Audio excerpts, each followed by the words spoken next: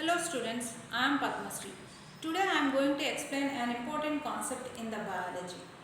If you observe our surroundings, we find variety of life, that is diversity in living organisms. Have you ever wondered why an elephant give birth only to a baby elephant? Why not some other kind of animal? Likewise, a mango seed forms only a mango plant but not any other kind. This says that young ones resembles to their parents. Do you observe siblings in your family? If you observe siblings in your family, we find some differences among them, even though they belongs to the same parents. What is the reason behind that? We get answers for this question from the concept heredity and evolution. Heredity, from parent to progeny. What is meant by heredity? Transmission of characters from parental generation to the offspring is called as heredity and inheritance.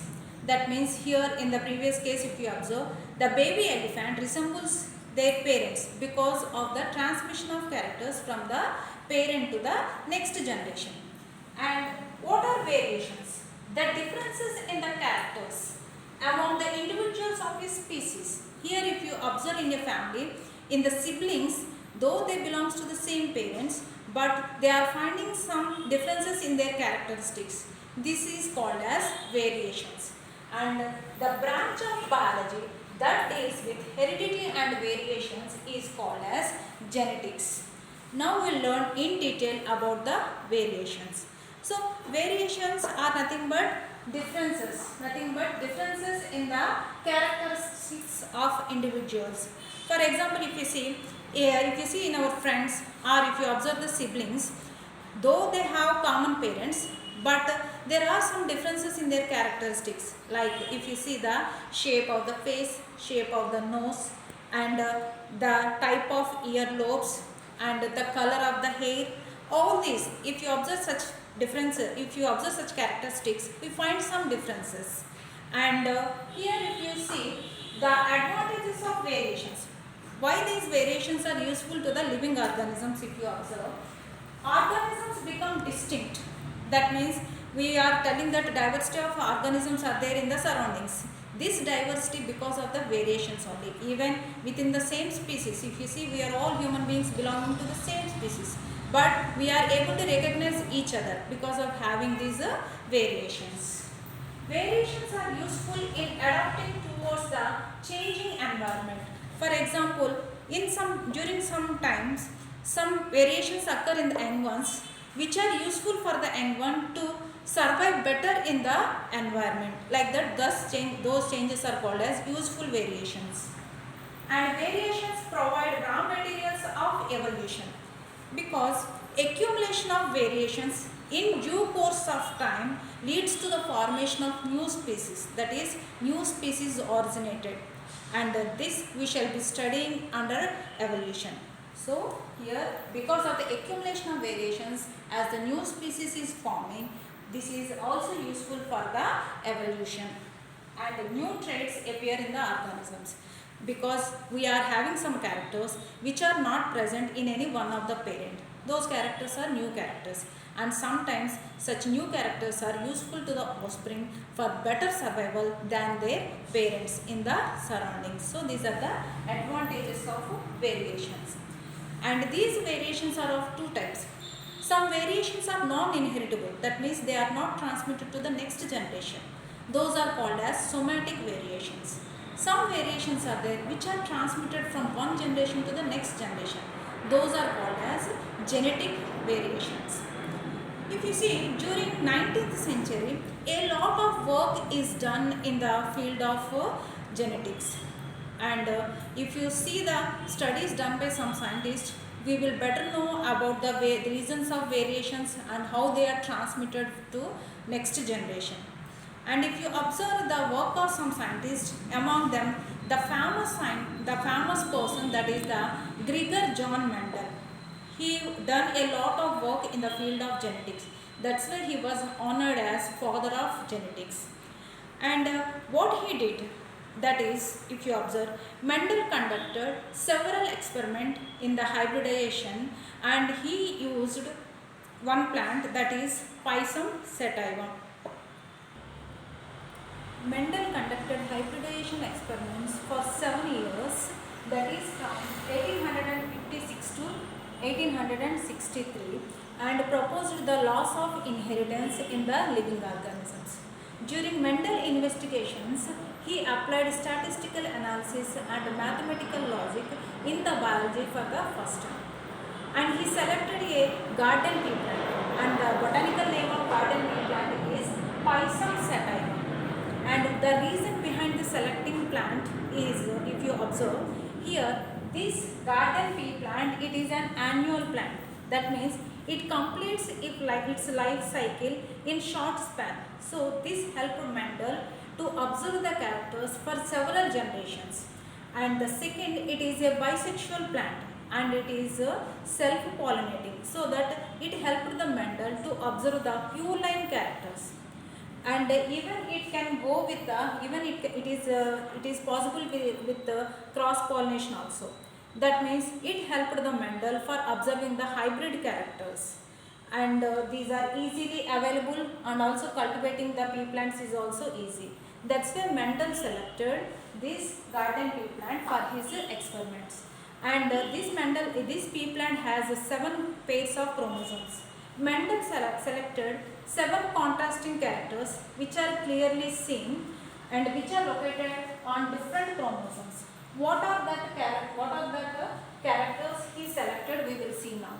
Here 7 contrasting characters what the Mendel selected are: first, flower color, that here dominant and recessive. That means even in the presence of a recessive gene, one gene will be expressed its characters. That is, even in the heterozygous condition, the gene which express its characters, that character becomes the dominant character or dominant trait.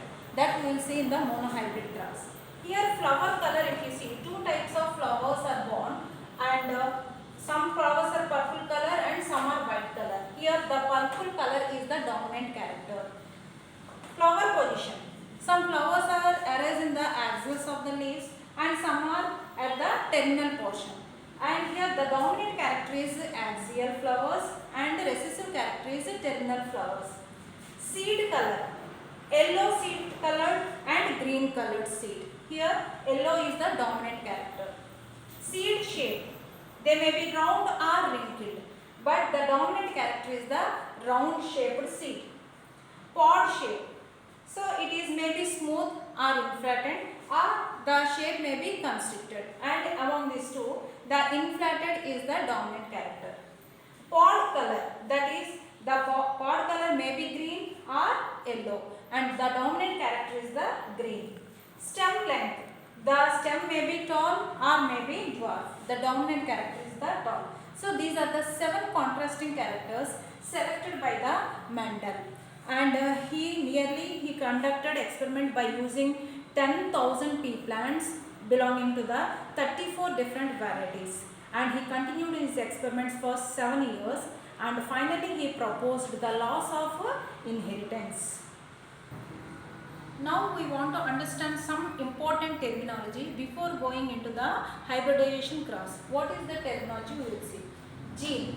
Gene is a segment of DNA that determines some characters of offspring. Suppose we are resembling our parents, means we are getting some genes from our parents during the gamete formation and during the fertilization.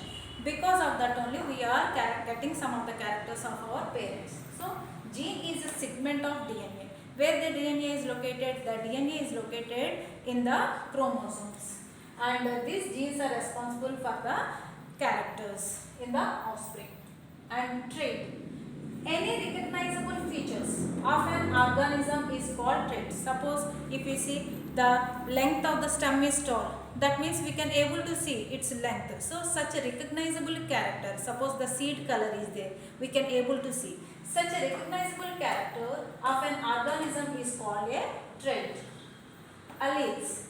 The 2 alternative forms of a gene which occur on the same locus of the homologous chromosomes. That means 2 alternative forms of a gene.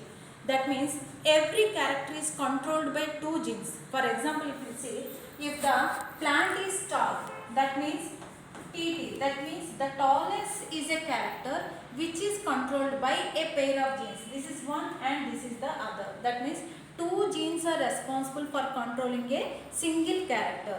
That is nothing but the alleles. So the two alternative forms of a gene. For example, if you see in the pea plant, some are tall plants are there, some are dwarf plants are there. Dwarf plants means here we will see the genetic combination is small t and small t. That means two genes. We are mentioning two genes because each character is identified by the controlled by the two genes here. And if you see the alternative forms, that is we are finding one type of gene and this is another type of gene. That means these alternative forms of genes which are representing a character. Here the character is length of the stem. The length of the stem is represented by two types of genes. One gene represents the tallness and the other gene represents the shortness. So these are the alleles. And homozygous. Homozygous means when an individual carries identical genes or factors. Here Mendel used the word factor for the term gene. Later the gene word is coined by Johansson. And here this when an individual carries identical genes. For suppose if you see a tall plant is there, this tall plant it carries the same type of genes. So this we call it as homozygous condition. Whereas here this is also a homozygous condition. Both are of same type of genes. Such condition we call it as homozygous. And what is heterozygous? When an individual carries two different genes of a character. Here the character is length of the stem, but here the plant is showing two different types of genes. Here this T is meant for the tallness and this is meant for the shortness. But the externally visible, how it is visible? The plant is visible as tall plant only because this capital T is dominant. That means in the two characters, the tall character is the dominant over the dwarf character. So that's why the plant shows the external character that is tall. Though it shows two different genes, that condition is called as heterozygous, but the character expressed is the only dominant character. Then what is meant by dominant character? In the presence of two different types of genes, that is in the heterozygous condition, the character which is expressed is called as dominant character. And what is recessive character? That means in the presence of a dominant gene, this gene character is not expressed. That means in the presence of a dominant gene, the other gene character is suppressed. Such type of character is called as recessive character. That means will it never expressed? No, it will expressed. When both are of same kind of genes. When both the genes are of same recessive type of character if they are carrying, then the plant will show that shortness. So this is about the different terminology. And some other words like phenotype and genotype. Phenotype means the characters which are externally visible. Suppose the seed is round in shape and the seed color is yellow, like this. The external appearance of an organism, we call it as phenotype character. And the genetic combination for a particular character. For example, if you see for the tallness is a character, the genetic combination is TT or maybe it is TT. Such a genetic combination for a character is called as a genotype. The genes are represented by the letters. That means which letter should be taken. Here if you see, suppose tallness is a character and here this character we have chosen one letter that is from the dominant type. Suppose if you see the dominant type is tallness and the recessive type is short or dwarf. In this the dominant character is tall. So that's why we will use the first letter of that character. And for the dominant character we use the capital letter and for the recessive character we use the small letter. For example, if you see that is round shape of the seed means round is there and wrinkle shape is there. That means here we will use the letter R because this is the dominant character and the first letter we are using. And for the round character we will represent with the capital letter and for the wrinkled character we represent with the small letters. So like that, genes are represented by the letters, and especially the letter will be taken from the dominant character, first letter. And for the dominant characters we use capital letters, and for the recessive character we use the small letters.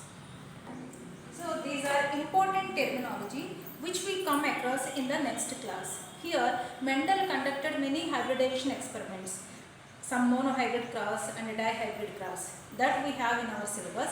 Monohybrid cross means here two individuals are crossed by considering single character, that is the monohybrid cross.